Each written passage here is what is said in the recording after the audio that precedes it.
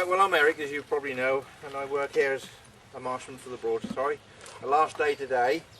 I've just brought a few marsh tools that I do a lot of talks for a lot of these old marsh tools, the old traditional tools of marshmen years ago mainly, but I still love them because they're well made and they were practical tools years ago. They were things that people used quite regular going back even when I first started. But my main job really has been cutting reed in the winter, cutting sedge in the summer, doing lots and lots of talks this last 4 or 5 years, probably more than I actually been cutting reed and sedge, but that's the way life is. Anyhow, I'll just run through this. I think you're on the generation, guys. Here we go, look. This one has been tied and tied and tied, but basically it's like that, in that little hole, hook up. As I say, this is very clean. You're getting all the grass out and bits and pieces, but and as I say, this will be a bit small, but this is basically how you tie a reed. And when you think, as I say, you're in water, ice, snow, and the purpose of the board, down on the board, look, break in the side, pick up your string around the bundle, hopefully. And as I say, it's a little bit small, this one now, because it's been cleaned so many times. So I can get the string through. Right.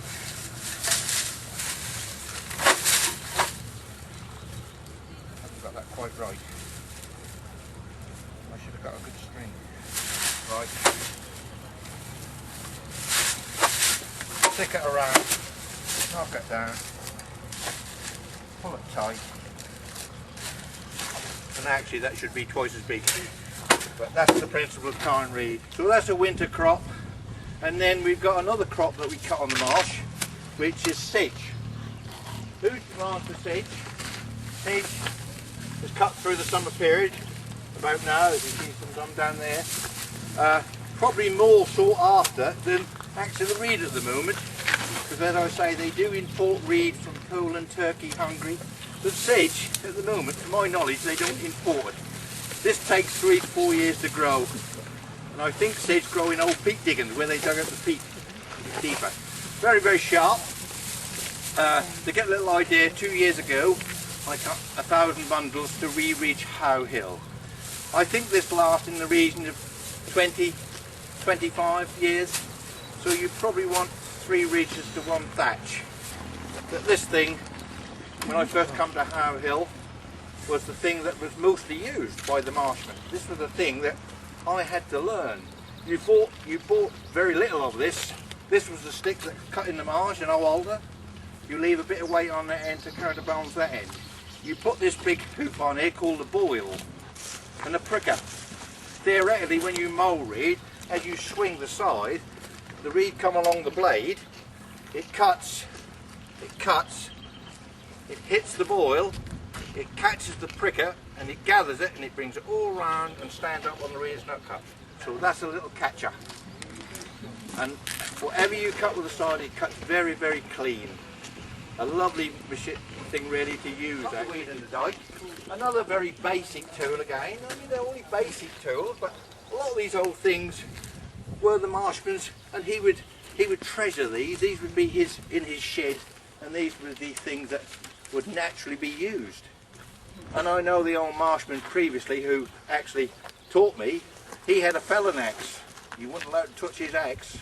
If you took the edge off that boy, you got a rare rollicking. And they would treasure these old things. They may not look much, but that's when for pulling the weed out of the dike when you cut it onto the bank. And I love when you talk to children, I think it's very important to tell the story of how marshmen did work years ago. I think it's very important to keep some of these old things, to sort of, as I say, to say how people did work. Another tool that's very important on the marsh, probably in my opinion, one of the most important tools on the marsh as a marshman. This is absolutely a beauty. This is called a hodder, to cut out a foot drain. On a dike, say that's your dike, there, and you've got a reed bed there and there, you cut a little insert into the side of the dike, so when the water table comes from the river, it pushes into the dike, into the foot drain, flushes your marshes. And when the water goes the other way, the water table will go backwards. So you always got a movement of water in that little channel. My dear old dad used to call it a grup. The old Norfolk word is a grup, cutting a grup. There used to be a roadman later part of his working life, and he let the water off the road. And he's now got to cut a grot buoy and just a little insert into the side. Certain man always have a laugh about this one. This is not a Norfolk one actually, this is a West Country one. But this is probably one of the important ones on the Broads. This is one that actually, it's an old peat cutter. But it just shows the children what kind of tool it is. I don't think the Norfolk one's actually got this little step on it. I've been informed that it's a West Country one, but I would find that quite handy. It's a peat spade, but not an old one. I think these are 1930s, around that area. And as I say, all the fishermen that went out from Yarmouth, probably you have a job to find actually a pair of leather boots in that quality, because the leather is absolutely, and the workmanship, I should think putting them on a marsh you knew you'd got them on. But the strength in there, look. So they're a pair that I show children who come to How Hill Trust, where we mostly talk, and they probably are amazed that people would have wore these kind of things years ago. But good quality boots. Now I know these ones, these would be the winter boots, obviously, and these would be the summer boots. Theoretically the water table on the marsh doesn't get... These are 1916, and these do actually come from a place where I know a marshman used to wear them.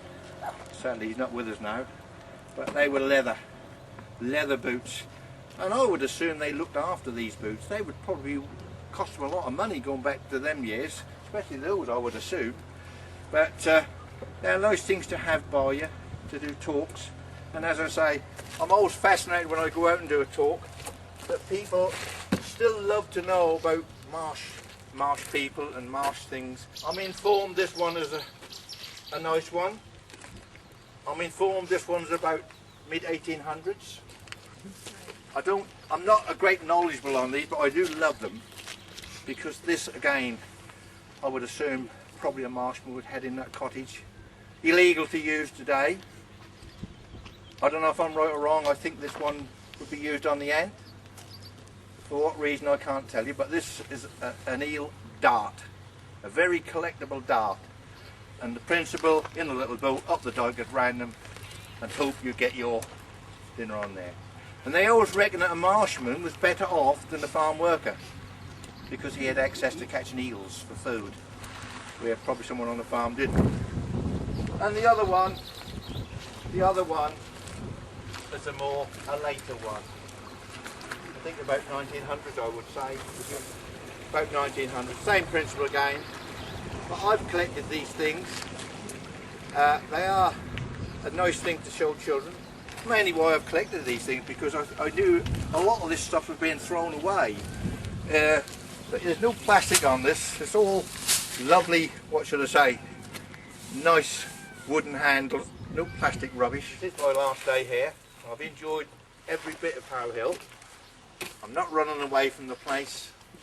Thank the Lord I've got a little job with the How Hill Trust at the top to do talks and various other things that David's got in mind, and I do appreciate that. So I shan't be wrenched from the place in a sense, if you know what I mean. I had 40 years coming here and loving every day really.